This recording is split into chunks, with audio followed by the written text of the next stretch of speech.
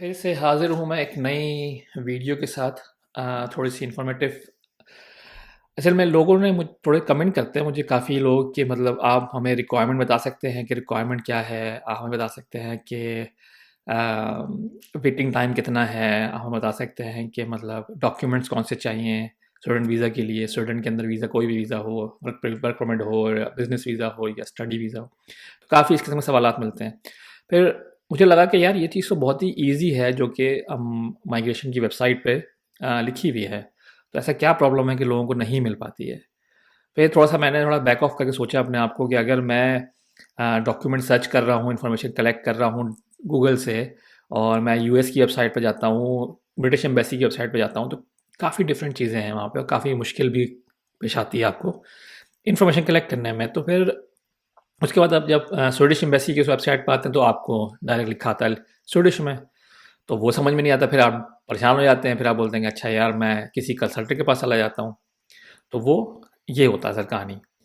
तो अब प्रॉब्लम ये है कि हमारे पास कि अब इसको सॉल्व करने के लिए हम करें क्या? तो मैंने सोचा कि मैं व्हाई नॉट कि मैं कोई छोटा-सा क्लिप या वीडियो बनाऊँ जिसमें आपको सिर्फ बेसिक मैनूवर्स बता सकूँ कि आपको अगर वेबसाइट पे जाते हैं स्वीडिश एम्बेसी की, स्वीडिश माइग्रेशन की, तो कैसे यूज़ कर सकते हैं। तो चलिए चलते हैं, बात करते हैं इस बारे में। थिंग फर्स्ट आप चले जाएँगे माइग्रेशन की वेबसाइट पे, उनका एड्रेस ये है migrationsverket.se यानी migrationsverket.se। तो फ़ौरन ही स्वीडिश में वेबसाइट खुल जाती है आपके सामने। एक बहुत ही कॉमन जो डराने वाली चीज़ है लोगों के लिए, तो लोग परेशान हो जाते हैं। फिर लोग क्या करते हैं, लोग गूगल ट्रांसलेट के थ्रू जो है वेबसाइट को ट्रांसलेट कर रहे होते हैं, जबकि ज़रूरत नहीं है इस चीज़ की। क्यों ज़रूरत नहीं है? क्योंकि यहाँ पे एक छोटा-सा लिखा हुआ है इंग्लिश, आप क्लिक करेंगे, पूरी वेबसाइट इंग्लिश में हो जाती है। जब इंग्लिश में हो गई तो फिर आपको जो है रीड करना आसान है, समझने में आसान है चीज़ें। फिर आप न्यूज़ वगैरह भी देख सकते हैं, यहाँ पे सब कुछ इंग्लिश में नज़र आएगी आपको। तो अब क्या करना है? अगर आपको अब देखना है कि वीज़े की इन्फॉर्मेशन चाहिए आपको, तो आप यहाँ देख सकते हैं, यहाँ वहाँ जूझ जाने की ज़रूरत नहीं है अभी आपको।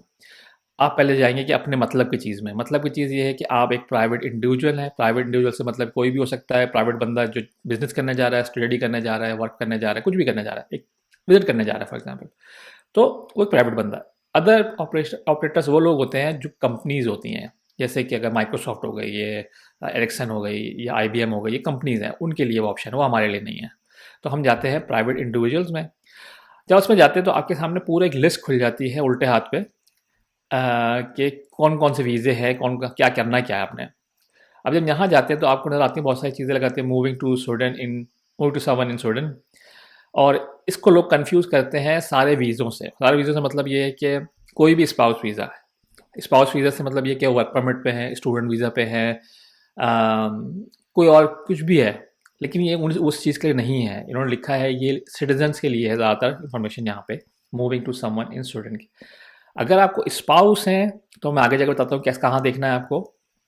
तो फर्स्ट देख लेते हैं कि फॉर एग्ज़ाम्पल हम एग्ज़ाम में के ले लेते हैं वर्क परमिट के लिए, तो वर्किंग इन स्वीडन। अब यहाँ हम जाते हैं तो हमारे सामने लिस्ट खुल गई पूरी की पूरी कि क्या चीज़ें हमें देखनी है। तो जो मैं बात कर रहा था कि परमिट जो है स्पाउस के लिए, वो यहाँ आप जा सकते हैं, permit for family members. Work permit के अंदर, वर्क के अंदर जाके आप फिर जा सकते हैं परमिट फॉर फैमिली, क्योंकि ये एक डिफरेंट कैटेगरी है, वो एक डिफरेंट कैटेगरी है। तो हर हर चीज़ के अंदर अपना हिसाब से ही उनकी रिक्वायरमेंट्स होती हैं। अब यहाँ पे एम्प्लॉयड भी है, सेल्फ एम्प्लॉयड मतलब ये कि बिजनेस ओनर जो है, बिजनेस जो कर रहे हैं। फ़ीस कितनी है, फॉर एग्जांपल फ़ीस पे क्लिक करेंगे आप तो लिखा आ जाएगा भाई फ़ीस कितनी है वीज़े की। सब चीज़ें नज़र आ रही हैं जो कंसल्टेंट आपको प्रोवाइड करते हैं। अब यहाँ पे लिखा आता है कि जो लोग डिसीजन का टाइम मांग रहे पूछ रहे होते हैं बार बार कि भाई डिसीजन कब आएगा, मैंने जब जमा कराया था कब आएगा। तो भाई आप सिंपल से जाके कहीं नहीं जाना, आपको वेबसाइट पे जाके आप डिसीजन देख लें, जाके आप टाइम फॉर डिसीजन यहाँ चूज़ कर लें अपनी एप्लीकेशन। फॉर एग्जाम्पल अगर स्टूडेंट हैं आप तो study in student, first time किया आपने, अपने फर्स्ट टाइम किया आपने। आप हायर एजुकेशन के लिए आ रहे हैं तो हायर एजुकेशन हो गया आपने। एप्लीकेशन जो है वीज़ा एप्लीकेशन ऑनलाइन जमा कराई थी या फॉर्म में जाके जेरीज के ऑफिस में जमा कराई थी या पेपर में जमा कराई थी। तो यहाँ पे हमने कहा था भाई हमने ऑनलाइन की थी। आपसे कोई पेपर वगैरह मांगे उसके बाद से आपने एप्लीकेशन जमा कराई थी उसके बाद, तो मांगे या नहीं मांगे तो बताते हाँ या नहीं। फॉर एग्जाम्पल नहीं मांगे तो नहीं कर दिया आपने। अब यहाँ पे आप देख सकते हैं कि लिखा हुआ नज़र आ जाएगा आपको कि 75% केसेस जो है वो 5 महीने में पूरे हो जाते हैं। उनका डिस्क जाना जाता है। तो इससे आपको एक आइडिया मिल जाएगा कि लेटेस्ट अपडेट क्या चल रही है। जो सवाल आप मुझसे पूछते हैं, कंसल्टेंट से पूछते हैं, तीसरे बंदे से पूछते हैं, आप वो यहाँ जाके निकाल सकते हैं खुद ही। और ये कंटिन्यूसली अपडेट होता रहता है। कभी 4 महीने हो जाएगा बीच में, कभी 3 महीने हो जाएगा, कभी 7 महीने हो जाएगा। तो डिपेंड करता है केस का लोड कितना है, उस हिसाब से यहाँ पे अपडेट होता रहता है। जैसे आपने यहाँ पे लिखा है अपडेटेड कब हुआ था, लास्ट टाइम 24 तारीख को हुआ था, पहली को 24 को हुआ था अपडेट में। तो ये उस तब तक की है इन्फॉर्मेशन, यानी कि 6 दिन पुरानी, जब तक ये था। अब खुद तक अगले हफ्ते कुछ नई चीज़ हो जाए चीज़ें ना। तो और यहाँ पुराना फ्लो लिखा हुआ है कैसे हम लोग डील करते हैं कि एप्लीकेशन को, सिंपल इंग्लिश में लिखा हुआ है, आप जाके पढ़ सकते हैं, कोई सा प्रॉब्लम नहीं है इसमें। अब चले जाते हैं हम रिक्वायरमेंट के लिए। कि जैसे अगर आप बंदा बोलता है कि यार मुझे रिक्वायरमेंट क्या है बिजनेस वीज़े की, तो आपने यहाँ क्लिक किया सेल्फ एम्प्लॉयड, तो अब यहाँ जाके आप देख सकते हैं पूरी इन्होंने रिक्वायरमेंट आपको प्रोवाइड कर दी है कि भाई क्या क्या चाहिए आपको। भाई आपको पासपोर्ट चाहिए, आपको एक्सपीरियंस चाहिए, आपको इंग्लिश लैंग्वेज आनी चाहिए, आपको रनिंग बिजनेस रन करने एक्सपीरियंस होना चाहिए, इतने पैसे होने चाहिए। सब इन्होंने रिक्वायरमेंट दे दी है, जो कंसल्टेंट आपको प्रोवाइड अपने लेटर हेड पर लिख के देता है बेसिकली। वर्ड भी चेंज नहीं करते वो तो ये चीज़ जो है आप यहाँ जाके भी देख सकते हैं। तो क्या ज़रूरत है कि टाइम और पैसा वेस्ट करने की वहाँ पे उनके पास, पता नहीं कितने कितने लाख रुपए लेते हैं वो लोग खाली आपको ये इन्फॉर्मेशन देने के लिए।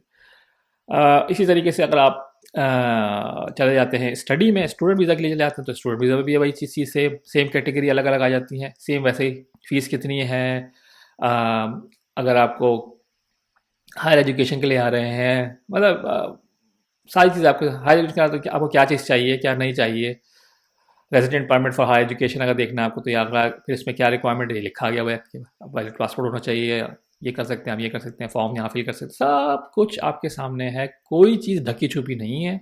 बहुत ही सिंपल तरीके से आप यहाँ पे कर सकते हैं। अप्लाई करना है आपको तो आप यहाँ से अप्लाई भी कर सकते हैं। हम यहाँ पे यूज़र अकाउंट बनाएंगे अपना आप, और जो है अप्लाई कर सकते हैं, फॉर्म फिल कर सकते हैं without any problem, without any consultant. तो ये बहुत ही सिंपल तरीका है, सिंपल तरीके से आप ये कर सकते हैं यहाँ पे। और हाँ, इसमें सारे कैटेगरीज अलग अलग लिखी हुई हैं, आप जाके अपने हिसाब से कैटेगरी सर्च देख के और उसको एक्सप्लोर कर सकते हैं विदाउट एनी प्रॉब्लम। तो मुझे लगता है कि यार ये छोटी चीज़ थी जो हमारे लोग थोड़ा सा स्ट्रगल करते हैं, क्योंकि उनके पास इतनी सारी डिफरेंट वेबसाइट की नॉलेज होती है और फिर एकदम इतनी सिंपल उसमें आ जाते हैं, लगता है कि नहीं यार कुछ मिसिंग है, कुछ गड़बड़ है। नहीं यार, ये बिल्कुल प्लेन सिंपल इन्फॉर्मेशन प्रोवाइड की हुई है आपको, तो आप इसको जाके देख सकते हैं।